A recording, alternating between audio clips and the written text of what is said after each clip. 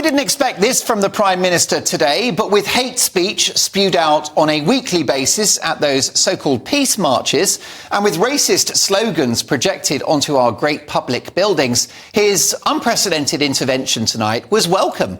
Better late than never, Rishi. They want us to doubt ourselves, to doubt each other, to doubt our country's history and achievements. They want us to accept a moral equivalence between Britain and some of the most despicable regimes in the world. Let us prove these extremists wrong and show them that even when we disagree, we will never be disunited from our common values of decency and respect. At last, a bit of leadership from Sunak, and the Prime Minister had harsh words for the newly elected MP George Galloway, a man who's had more comebacks than Fleetwood Mac and ABBA combined. But he's no super trooper. This Armani-suited Lexus-driving Lothario, a man with more ex-wives than you and I have had hot dinners, returns to the House of Commons in the previously safe Labour seat of Rochdale. So what were the issues at play? The cost of living? Spiralling rents? A lack of GP appointments? A dearth of school places? Litter on the streets? Antisocial behaviour in the park? Potholes? God forbid. Yes, indeed, gone are the days when issues that mattered to ordinary people featured in the political conversation. No, bizarrely, this by-election was about a war several thousand miles away in which the United Kingdom is not participating.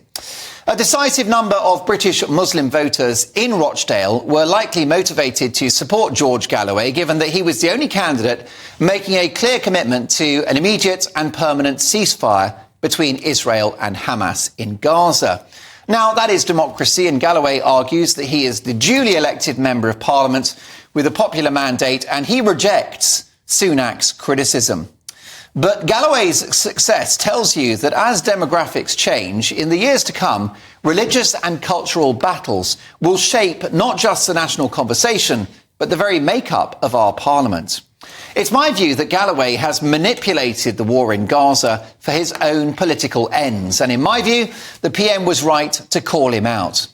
And thanks to the likes of Galloway, just as Northern Ireland politics has been dominated by political sectarianism, the rest of the UK in time may have to get used to the same thing.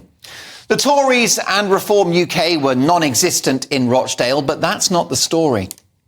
The story is one of triumph for political jack-in-the-box Galloway and a nightmare for Sir Keir Starmer, because whilst Galloway is only one MP, he's one of the most gifted public speakers of his generation, and he will use every moment in the House of Commons between now and the next election to expose and exploit Labour's divisions over Gaza. Don't forget, it was only outrageous lobbying of the Speaker of the House of Commons that saw an outright vote on a ceasefire scrapped to avoid Labour's blushes under the guise of the safety of Labour MPs and alleged threats from Islamic extremists. Again, something referenced by Sunak in front of number 10 earlier this evening. Should that ceasefire vote have gone ahead, a swathe of Labour backbenchers would have voted against their own party and likely frontbench resignations would have followed. Now, George Galloway will be exposing and exploiting Labour's weaknesses in the months ahead. It will be entertaining for the neutral, but stomach-churning for Starmer and his supporters, still reeling after having to chuck the official Labour candidate in Rochdale out of the party for claiming the horrific October the 7th attacks, which killed over 1,000 Jews, were planned by Israel. Now, to be fair to Starmer, he has held the line on Israel, and for that, I give him great credit. But how long will it last? You tell me. But one thing's for sure, after mob rule saw the scrapping of a House of Commons vote, and for a religiously charged conflict abroad to be having such a direct impact on the outcome of a UK election, we are in worrying territory.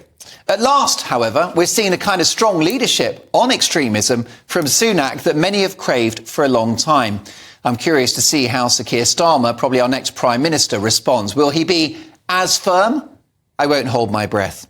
And as for George Galloway, his nickname is Gorgeous George. But there's nothing gorgeous about this result in Rochdale. In fact, British politics is turning ugly.